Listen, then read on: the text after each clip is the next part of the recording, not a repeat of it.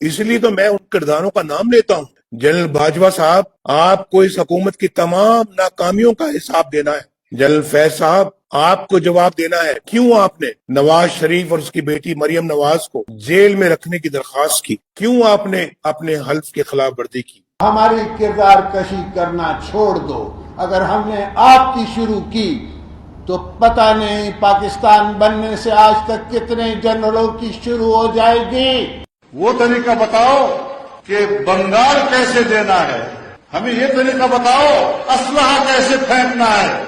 تم ہمیں سیاست بتلاتے ہو، تمہارا میدان سیاست نہیں ہے. اپنے حدود میں رہو، اسرائیل کی نوکری نہ کیا کرو. اسرائیل کے وظیفوں پہ پلنے والے جرنیلوں، ریٹائرڈ جرنیلوں، اپنے حدود میں رہو. پاکستان کے عوام اور ہر مسلمان فلسطینی مسلمان بھائیوں کے شانہ بشانہ ہے. پوری دنیا میں جب آپ کمزور ہو رہے ہو تو ہم آپ کے شانہ بشانہ کھڑے رہنا چاہتے ہیں. ہمیں پتہ ہے ملک کیا ہے، ہمیں پتہ ہے ملک کی قیمت کیا ہوتی ہے. ہم سمجھتے ہیں کہ یہ دھرتی کیا ہے، ہم سمجھتے ہیں کہ ہم نے قربانیاں دی ہیں اور یہ ہماری آرمی ہے، یہ ہمارا انسٹیٹیوشن ہے. آپ نے 3 سال رہنا ہے، اس کے بعد آپ نے چلے جانا ہے. ہمیشہ کے لیے ہم نے رہنا ہے، تو ہمیں مت تنگ کرو. اگر ہمیں تنگ کرنے کی کوشش کی تو ہم آپ کی بھی اینٹ بجا دیں گے. برباد کر چکا ہوں اس پاکستان کو، تباہ کر دیا اس پاکستان کو، لہو لہان کر دیا پاکستان کو. خراب کریں یہ فوج کے جنرل. نواز شریف آپ پاکستان تم ٹھیک کرو. اور ابھی نندن کی کیا بات کرتے ہیں. مجھے یاد ہے چیف آف آرمی اسٹاف تشریف لائے، پیر کانپ رہے تھے، پسینے ماتھے پہ تھے، اور ہم سے شاہ محمود صاحب نے کہا کہ خدا کا واسطہ ہے اب اس کو واپس جانے دیں، کیونکہ 9 بجے رات کو ہندوستان پاکستان پہ اٹیک کر رہا ہے. وہ کوئی ہندوستان نے اٹیک نہیں کرنا تھا، کچھ نہیں ہونا تھا، صرف گھٹنے ٹیک کے ابھی نندن کو واپس بھیجنا تھا. کوئی سیاستدان، کوئی حکمران اس وقت تک ملکی خزانہ نہیں لوٹ سکتا، اس وقت تک وہ کرپشن نہیں کر سکتا جب تک کہ پاکستان کی اسٹیبلشمنٹ اور بیوروکریسی اس کو سپورٹ نہ کر رہی ہو. جب تک ہماری اسٹیبلشمنٹ اور بیوروکریسی سیاستدانوں کے کرپشن کے لیے ماحول نہیں بناتی، ان کو اس پر آمادہ نہیں کرتی، اس کی ترغیب نہیں دیتی، اس کا لالچ اس کو نہیں دیتی، سیاستدان خود اکیلے کبھی بھی کرپشن نہیں کر سکتا. جب ایک فرد واحد جس کا نام جنرل فیض حمید ہے، میرا تو یہ جو مقدمہ ہے یہ جنرل فیض صاحب کا بنایا ہوا ہے، انہی کا چلایا ہوا ہے.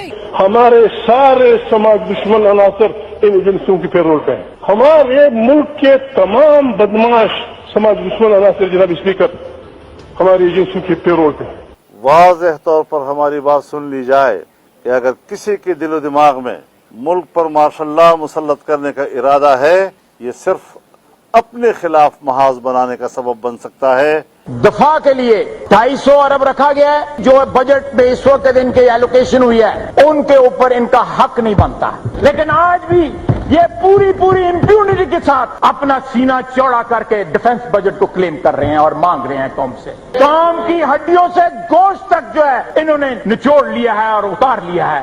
میں نے خود جب واجپئی صاحب نے اس بات کا گلہ کیا کہ جناب دیکھیں ایک طرف تو لاہور ڈکلیریشن ہو رہا ہے اور دوسری طرف جو ہے وہ کارگل کا وہ مس ایڈونچر کر کے میری پیٹھ پر چھرا گھونپا گیا. میں نے کہا بالکل واجپئی صاحب ٹھیک کہتے ہیں. 65 میں فیک وکٹری ڈکلیئر کی، وہ پوچھا آپ نے. انہوں نے سیاچین ہارا، آپ نے پوچھا ان سے.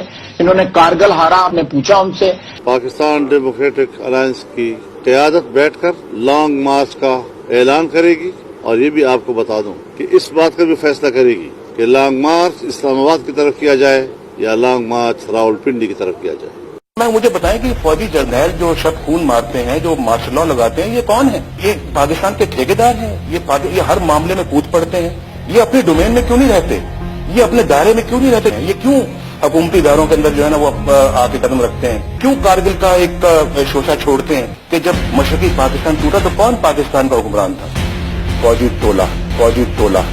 میرے جرنیلوں نے پاکستان کی تاریخ میں کتنی دفعہ آئین کو ذبح کیا ہے، جمہوریت کو ذبح کیا ہے. لہذا فوج کو فوری طور پر اپنی پوزیشن واضح کرنی چاہیے. جو شناختی کارڈ ان کے پاس ہے نا پاکستانی ہونے کے لیے، وہی میرے پاس ہے. یہ جو سمجھتے ہیں نا کہ ہم کوئی ماورائے